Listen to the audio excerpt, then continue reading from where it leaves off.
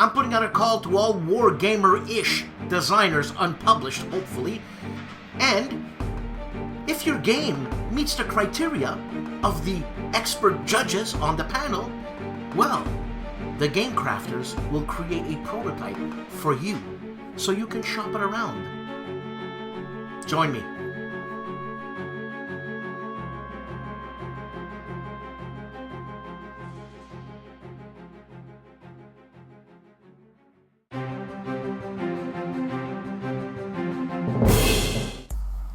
Flying Pig Games and Mark Walker's World War III with a twist. The Long Road is presently on Kickstarter. GMT and Command & Colors Medieval Expansion Number 1 Crusades Mid-Eastern Battles 1. GMT Games. It's happening on the P500. Also, Skies Above Britain by Gina Willis and Jerry White.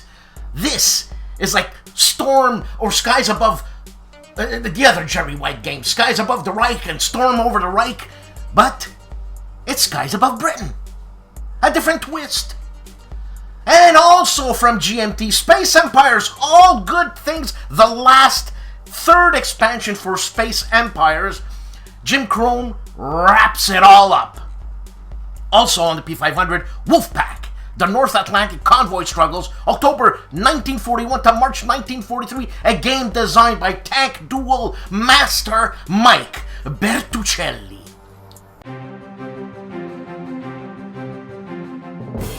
Compass Games and the Conquistadors, the Spanish Conquest of the Americas, 1518 to 1548, from Compass Games. Also, GMT, Fire in the Lake, the Tuong Bot Update Pack.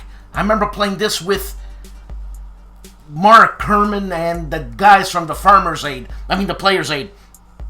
And I don't remember anything. Anyways, also, The Last 100 Yards Volume 2, a game by Mike Denson, Airborne Over Europe from GMT Games.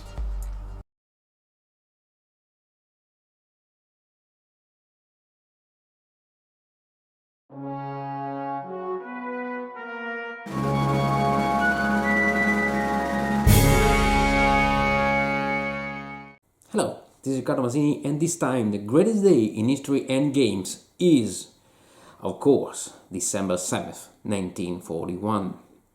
The day that will live in infamy, the day of the Japanese attack on Pearl Harbor. Up until that fateful day, World War II had already ravaged Europe and Africa, but it had not yet touched the great Pacific area of the globe. The US was still neutral, even if economically supporting other allied nations, and Japan was still bent on asserting its control over mainland China. But things went downhill when the US applied a strict trade embargo to force the Empire of Japan to stop its policy of ruthless aggression against China. All of a sudden, Japan was cut off from the vital supply route from the Borneo oil refineries and had just a few months' worth of fuel in its strategic reserves. To make matters worse, the US Navy had decided to transfer its main Pacific base from the San Diego Bay to Pearl Harbor, a shallow water base in the Hawaii Islands. The Japanese leaders considered this an explicit threat and an act of aggression. So, a plan was conceived to declare war on the US, take out the American battleships and carriers, assume control of the Philippines and the South Pacific, and force Washington to recognize an exclusive Japanese area of influence in the eastern half of that ocean. But all depended on one thing: a quick and devastating attack on Pearl Harbor on the very first day of the new war. Japanese pilots, veterans from the conflict in China, began to train in planes equipped with new types of bombs and shallow water torpedoes expressly designed to be effective against the Pearl Harbor base. Then, a great naval strike force of 6 carriers, the Kido Butai, sailed from Yokohama Harbor and proceeded west under strict radio silence. On the 7th, the Kido Butai arrived in range, amazingly undetected, also thanks to a long series of errors on the American part, faithfully recreated in the masterpiece movie Tora Tora Tora. The attack went as planned, swift and brutal, and in a few months Japan conquered the Philippines, Wake Island and other forward American positions. But two things went very bad. First, the American carriers, the real targets of the attack, were not in Pearl Harbor that day and so escaped the strike. Second, due to a communication problem, the declaration of war was delivered only some hours after the attack and not before. The combination of these two circumstances was fatal. The Japanese Empire had not destroyed the power projection capability of the US Navy in the Pacific and had committed what the American nation perceived as a treasonous and dastardly aggression. Pearl Harbor was just the first step in the Great Pacific War, probably the largest military campaign of all time, encompassing 1/3 of the globe. Countless great games, from the classic Victory in the Pacific to the majestic, card-driven game Empire of the Sun, have depicted this titanic struggle fought on land, sea, and air.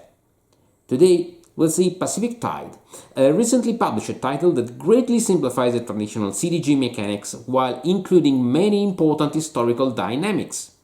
In Pacific Tide, the players, one against one or even solo thanks to a specific optional system, will recreate the entire conflict, managing both military operations and great events, but also guaranteeing the economic and production flow of their respective nations. Year by year, the card decks will modify the balance of power while leaving in the hand the players enough freedom to focus on different strategies by choosing which cards to maintain and which to discard for the next year. The units move and fight following a simple but effective combat mechanic. And beware, a hotly contested victory may damage your sea and air fleets beyond any possibility of repair by your industrial infrastructure. The evolution of the strategic situation is clear, but its final outcome is not. So, that's it for this time. See you on the next battlefields. Ciao!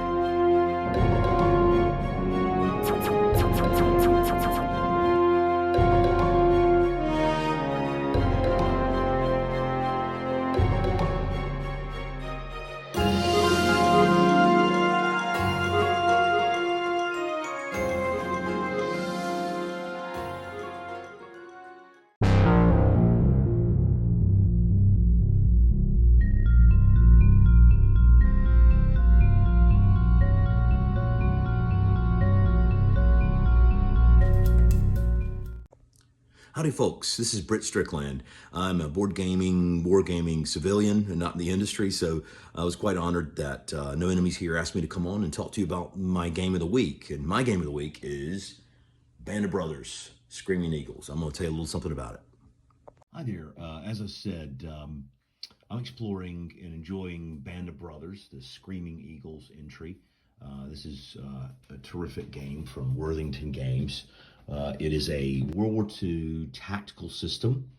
I will tell you right up front that I've learned with a lot of different World War II tactical systems. I definitely have a sweet tooth for that, and I keep coming back to it. I've played just about everything in those areas, except for some of the very new choices like Last 100 Yards. I haven't tried that one yet. I hear good things, but this one does some things in particular that I really like. I will say that I think it's one of the best models of suppression fire that you can find in a tactical system. Moving unchecked across open ground under fire is going to be an incredible challenge, as certainly it should be. What you're going to find is it's very easy to get suppressed, and the range of attributes that you have here reflect how suppressed you are. And a unit, a very elite unit with high morale can do remarkable things. And so you really, as a commander, you're forced into really thinking about how you use your best troops, where you use them, really getting into good ground, watching your approach, fixing the enemy with suppression fire, and really flanking and finishing them as they say is very well modeled in this game. The other thing I'll say is it's playable. It's quite playable, and I think for all of us, we live busy lives, and sometimes there's a very strong attraction in getting a bit of your simulation mixed with playability. For me, this has been really good, and it allows me to explore one of my favorite historical periods with a really strong model. It has armor, it has artillery, and elements of command points are integrated in some pretty clever ways that give you choices of things that you can do to influence the system, and it abstracts the influence of your commanders on the field. I love games where you can see your commander on the field, the physicality of a commander being on the field, but this is one of the ones like Fighting Formations that makes good use of an abstracted leader presence, and I quite enjoy that. The other thing is I find it's a good travel game. When I'm traveling and I just want to have a good historical war game with me, this is one I'll tuck in my bag. Or the East Front edition. It's got everything in there, lots of scenarios. I think the art is strong. It's well supported by its designer. I don't struggle too much with the questions. I've had my questions answered on this, and I can jump back into it pretty quickly. It's clear, it's fun. The face-to-face is quite strong, but there's a solitaire game there as well with some adjustments. I find it quite enjoyable. Anyway, it's one to check out. Thanks for the opportunity to talk to you. Really enjoying the show. Thanks so much, Dan. Okay, bye-bye. People, Grognard of the Year. Vote! What's going on? Hey! Come on!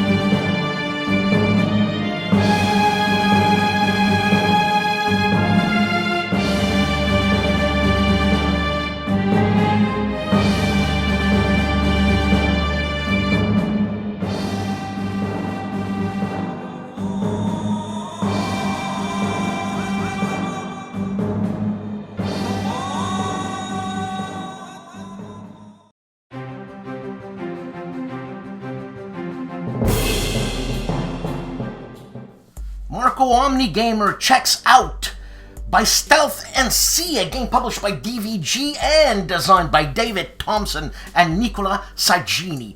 Omnigamer also takes a look at MMP's Rostov 41. This is a review of Race to the Dawn. And STUKAJOE has a video out, The Conquistadors, The Conquest of the Americas, 1518 to 1548. This is an unboxing videos, and you know what Joe says. The unboxing videos are the beauty pageant of war games. And Combat Board Games is unbagging Operation Battle Axe from Dark City Games. And Tim of Hairbrained War Games is giving us his Christmas 2020 board game special. Seek Out and Play does How to Play Air, Land, and Sea from the company Arcane Wonders. Jim Wazarski continues the Battle of Austerlitz for Blucher. Little Wars TV takes a look at capturing Alfred the Great, a war game. And Mo of Mo's Game Table is taking a look at District Commander Kandahar from HOLLANDSPIELE. Hey guys, Dave here. Welcome to the Centurions Review, the punk rock band of Wargame review institutions. First game we are reviewing on our website is Space Empires from Mayfair Games, not to be confused with the current Space Empire. This is from the early 80s. It's a very simple area control game that takes place in space. It's super fun to play, super easy to learn, but it has zones of control, which is kind of odd for space combat, but it's a good game though. And then as far as on YouTube, just did a first look at the Korean War from Victory Games. This is a monster-sized game with a huge rule book, several maps and lots of counters. And then we've also done a first look at Caesar from GMT Games. This is from, I think, Mark Herman and Richard Berg. This particular copy is in really good shape. It's unpunched and stuff. Looks like a pretty interesting Great Battles history game. On YouTube, I also did a video about the Chronicles of Davis, episode number 2. That's my solitaire D&D campaign. In this episode, Davis and his party of misfits discover an elf who's being attacked by some kobolds, so they come to his assistance. The elf gives them information about a house where they can go to where an old widow lives, and they can get rations and so forth. So they go there and they end up defending her household from a bunch of kobolds. Thanks for watching. Hope to see you guys soon on our website and on our YouTube channel. Have a good evening.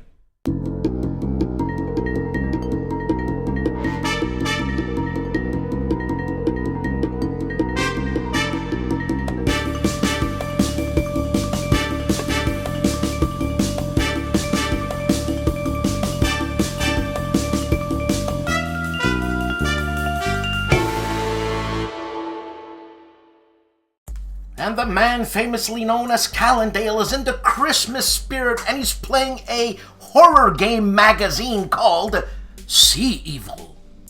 On the big board, Kevin is playing turn 1. This is an update of Great Battles of History, Alexander, Macedonian Art of War. GIMPY of the GIMPY Gamer is playing part 9 of his review through Ager Sanguinis. Also, another video of upcoming giveaways, playing One Small Step, part 1 in another video, and starting a review through part 1 of 1985, Under an Iron Sky. And the man behind Flying Pig Games and Tiny Battle Publishing, Mark Walker, is talking about the Long Road modern combat changes to the Platoon Commander Deluxe series. And the chief of Bonding with Board Games is with Judd Vance of Hand Tag, and they're discussing the top 5 worst game covers in their collection. It's Flush and Frenzy! Flush the handle to see how many times to plunge. Look out! You pop the poop! Make the grab and get a token. Catch it in midair and it's twice the points. The one with the most tokens wins. Flush and Frenzy, the game! Available now at Smith's Toys Superstores. The Wargame philosopher A.J. Toynbee of Hexes and Soldiers is doing Command and Colors Napoleonic Epic Scenario, Austerlitz, Davout's Counterattack. Also, he's got a new camera and a new mic. Things are looking up. Okay, I don't know what's going up with Kilroy was here, but he's got like a million videos. So the first one being Reverse Legion War Games Unboxing. And another unboxing, Storm Over Dien Bien Phu by MMP. Another MMP video, unboxing Warriors of God. Again, unboxing Warriors of Japan, MMP again. And he's taking a look at Band of Brothers, Ghost Panzer, remastered by Worthington Publishing. Designed by Jim Crone, and again, Band of Brothers, Texas Arrows by Worthington, designed by Jim Crone, of the same series. He's unboxing another Worthington Publishing game called Lincoln, and The Great Game by Legion War Games, an exploration. Dawn of Empire, an unboxing of a Compass Games game, and an introduction and unboxing to Gregory M. Smith's Silent Victory by GMT. Voynek TV has a couple of videos out. One, an interview with Natalia Vojcevic. This is a lady who just got a new book printed called Wargaming Experiences, Soldiers, Scientists, and Civilians. Notes from NATO Wargame designer. Also, he's taking a look at Austerlitz 1805, wonderful cover, and doing a Donning the Purple video, plus checking out Deep Sea Adventure. That's a cute little game I always wanted to get into. Riccardo Mazzini has 2 videos out, one on Checkpoint Charlie, his podcast, and it's Il Valore Educativo del Wargame, the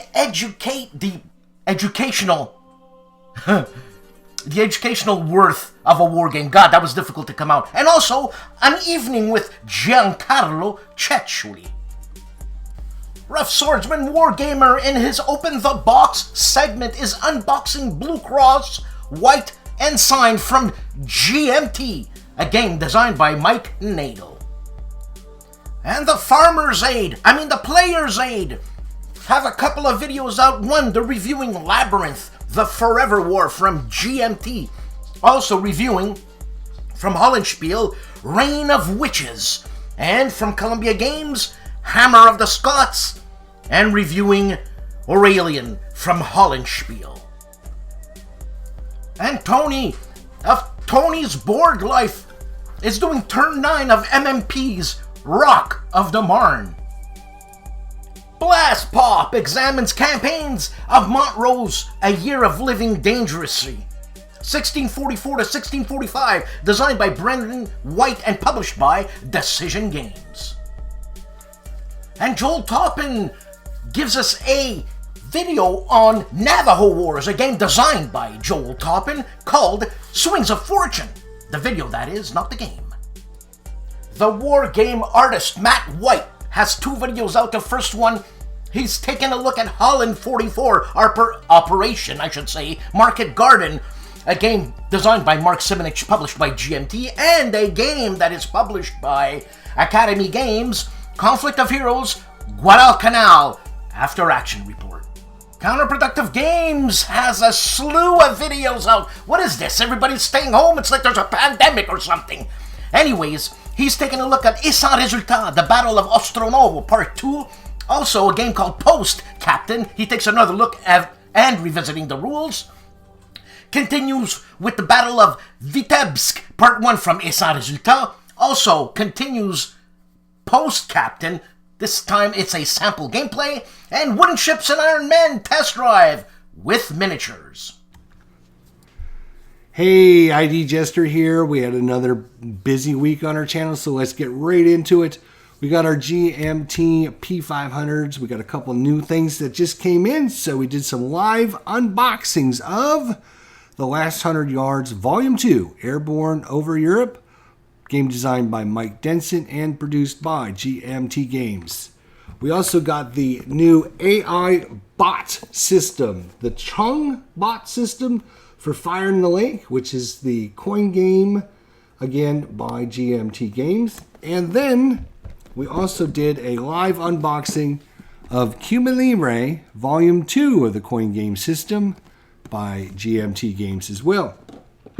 We also started a brand new series on our channel. This is not a tutorial series. This is a Let's Learn Together series where we actually go through the rule book step by step and figure out how to play the game together. And the first game in the series we're going through is Warriors of God, The Wars of England and France, 1135 to 1453 by MMP.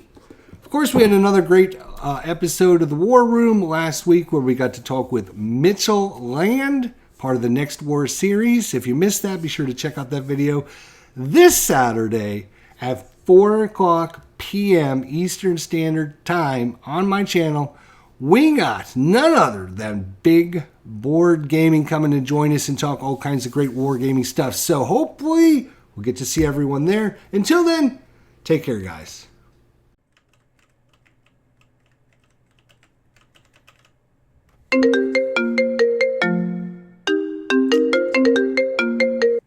Hello? Dan? Dan? Hey, how's it going? Dan, is everything okay? Dan, hey, look, so, I mean, okay, Dan, calm down. It's okay, man. Just calm down. It's okay.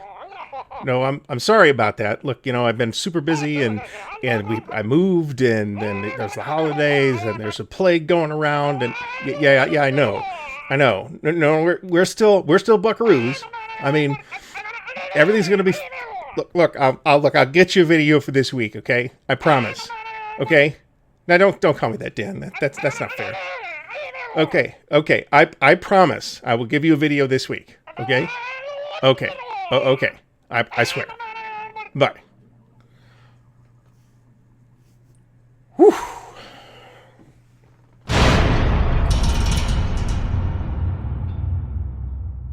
Hey folks, it's ARDWULF. Welcome. This week on ARDWULF'S Lair, we did a video unboxing of N, the Napoleonic Wars, a solitaire game design from designer Ben Madison and White Dog Games. We did, however, recently announce the winners of the 3,000 subscriber giveaways. Congratulations to those winners, all of whom have their delightful prizes now. Stay tuned for further giveaway. Next week, there will be at least 2 videos. One will be a live play video released on either Sunday or Tuesday, probably both if I have anything to say about it. And there will be an unboxing of Battle for Germany from Decision Games. This is the new version of Battle for Germany that has just been released in a deluxe edition by Decision Games. Stay tuned for future videos. Thanks for watching and happy wargaming.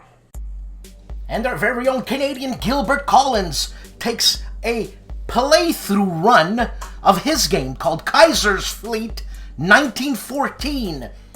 The whole shebang, turns 1 till 6 and conclusion.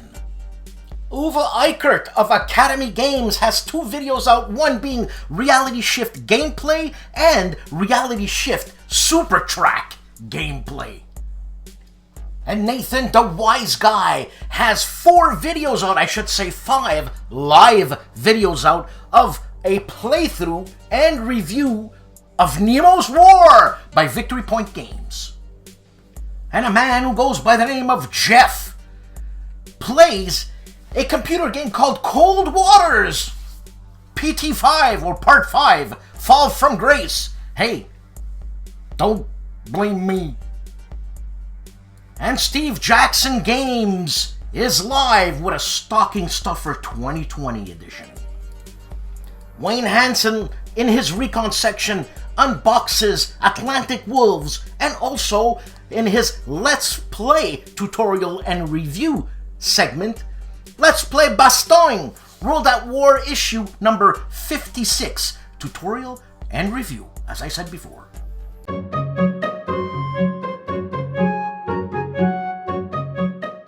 And for all our Italian listeners, Mauro Faina has 3 podcasts out. Episode 38, Defense on Hill 30. Episode 13 of Il Giannizzero Nero, story of board games, I'm assuming war board games, and also episode 39, Caesar, Rome vs. Gaul, a game just published by GMT. Another week, another show. Thank you for watching. Please subscribe and like. Also, please support this channel. Every little bit really helps.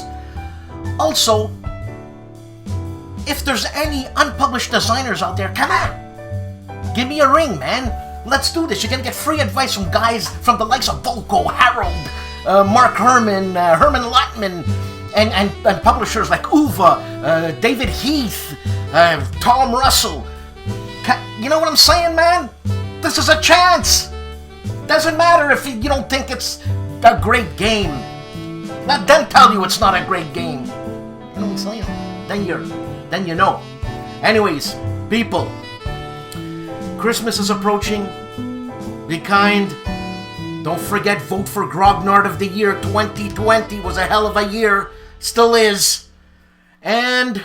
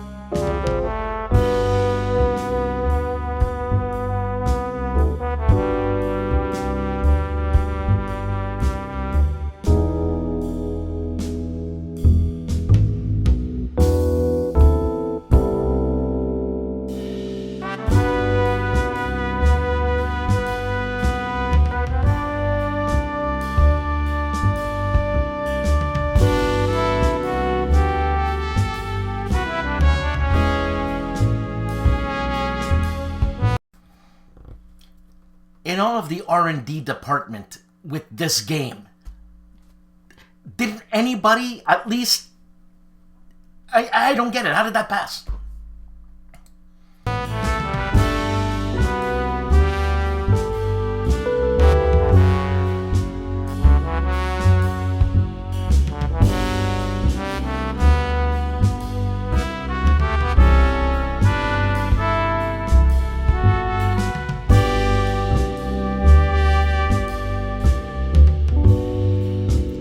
In all honesty, this is genius.